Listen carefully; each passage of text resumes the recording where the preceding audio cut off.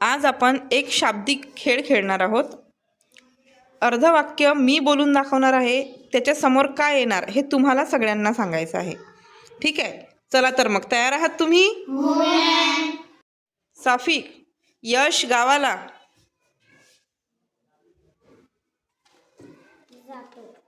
Very good. Kartik, Meena गाणे. गाते. आर्या, आई स्वयंपाक. करते. व्हेरी. मला अभ्यास करायला.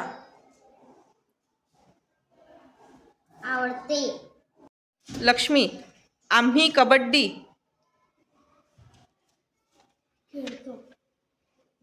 राज, यश गावाला. जातो. हर्ष, मला अभ्यास करायला.